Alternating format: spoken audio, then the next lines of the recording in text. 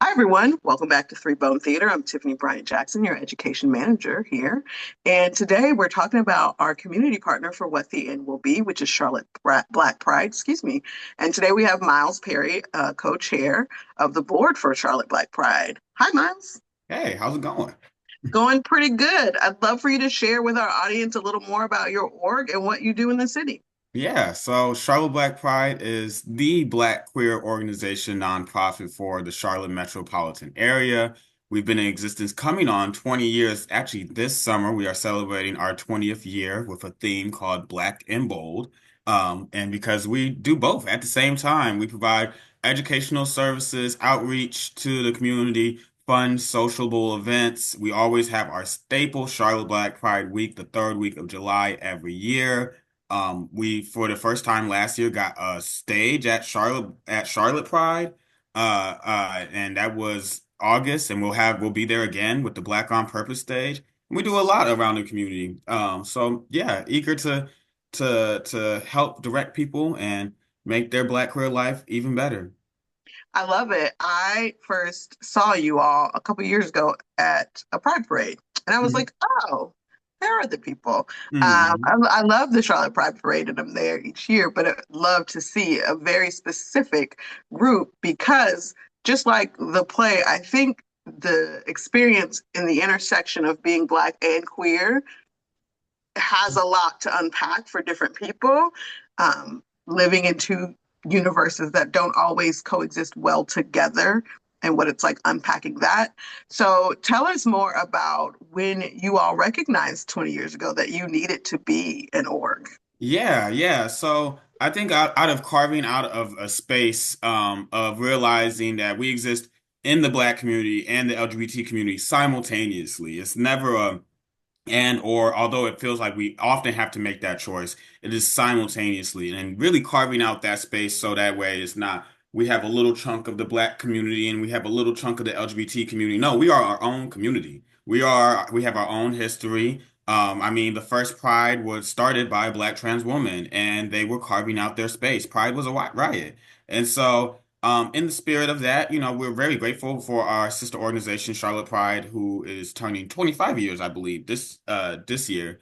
But 5 years after they were founded, a lot of the founders felt like that we can exist. We can exist and have our own space, have our own staple, and have a functional relationship with our sister organizations. This isn't to exclude anybody. I always tell people, if you were to go to because I often hear like, oh, if I'm not Black, can I come? Or if I'm not queer, can I come? And I always tell people, I think Charlotte Black Pride stands for saying that we prioritize the Black community, but we don't exclude anybody. It's like you go to a Mexican restaurant here, you don't necessarily expect Italian food, but you might have French fries out of Right. that. So like, so just akin to that and really making sure that we had our own space, we had our own backs, and we have our own community that somebody like me, or anybody that's Black and queer can feel like that they were chosen first for a time. I love that chosen first. That is a great thing because I think you're right. Sometimes we do have to decide which one we are, right? I Mhm. was just having a conversation recently with our board about, I sit at the intersection of about five different things in this world. And I am a Black woman. I'm Black, I'm a woman, I'm queer, I'm a veteran. There Mhm. are all these things that make up our identities. And sometimes you need a space where all of that can exist without you having to peel the other pieces away. So I love that for your existence. Now, this particular show deals with three generations of queer men, and they each come to their queerness in very different ways. Some are out, some are hidden, some are struggling. But I think that story is important because it expresses that there are different ways we all come to terms with who we are Mhm. and what that looks like to the outside world and what we choose to show. Yeah. I'm curious, you mentioned resources. Do you guys host workshops or different ways that people can come to terms and really get to know themselves within your space? Yeah, yeah. So we've hosted a number of workshops in the past. We will continue to host workshops in the future. Everything ranging from safe sex to finances. We have in the works, or we're thinking about how being Black, queer, and a veteran. actually works too, because we do have a number of Black queer veterans too. Mhm. And also I think they cross into generational boundaries. Like I believe that Charlotte Black Pride is stronger and better when we recognize that we have people that as old as the age of 70, and as young as the age of like 14 going to our events. And we have to be able to support all of them. And so I mean, we got to meet people where they're at. I myself am 27 years old, and I was born in New York, Rochester, New York specifically. And so my Black queer experience is vastly different than some people that have been born in the South or in the West. Mhm. I didn't grow up religious either, and but yet Charlotte Black Price has a chaplain. We have a board certified chaplain, and we've always had that position of a chaplain because we recognize that a lot of people are still in the religious community, and they need a space too of being Black, queer, and religious. Mhm. So really making sure that we offer what the people need, where we can meet them at, and really staying up to date with all of those demographics at once. Fantastic. I love that. I think you are right. It is um, a great time when you can cater to different generations because sometimes they need to see each other existing to understand where we've been and where we're going and really sit in that for a while. So I love that Yeah. for you all. Now, if someone wants to get involved more with Charlotte Black Pride, how do they do that?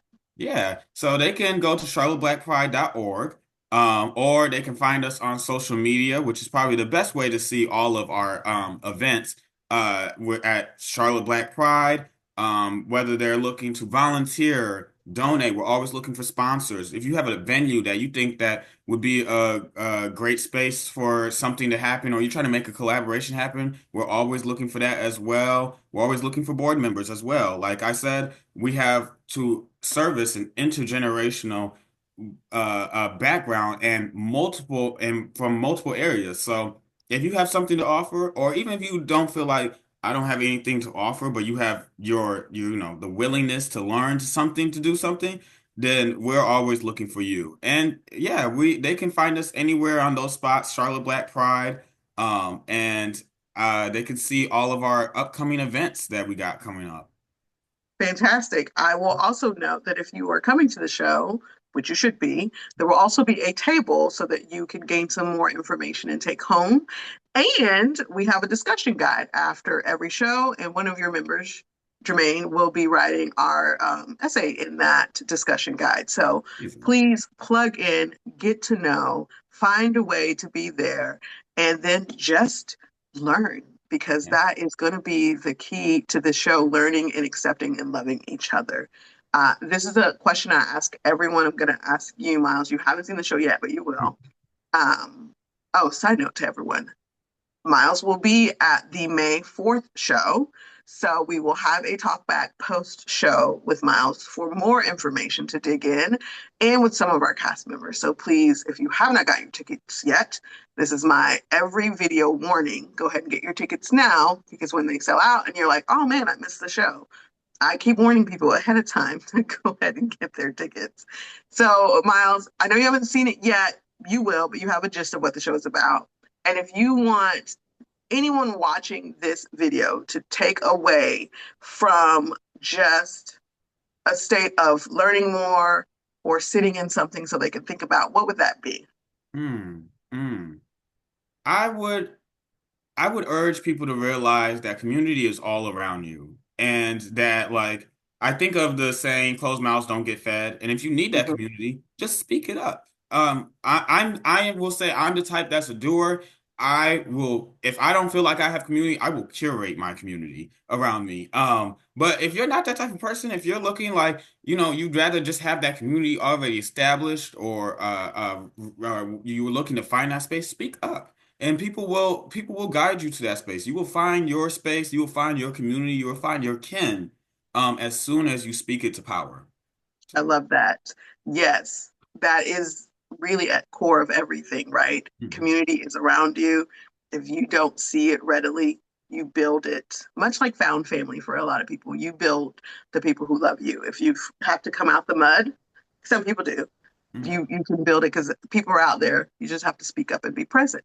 Yeah, Thanks again, Miles, for joining us today for this brief chat. We'll dig in more on May 4th so everyone can learn more information about Charlotte Black Pride and help and volunteer so that they can be a part of Charlotte Black Pride. I love when we partner with people and get people to learn more and join because that's our goal with every show. We have exactly. these communities that we talk about on stage right around us in the city, and it's beneficial to all of us to plug in and join those communities. All Exactly. right. I'll see you next time, you two. Thank you. Thank you. Bye bye.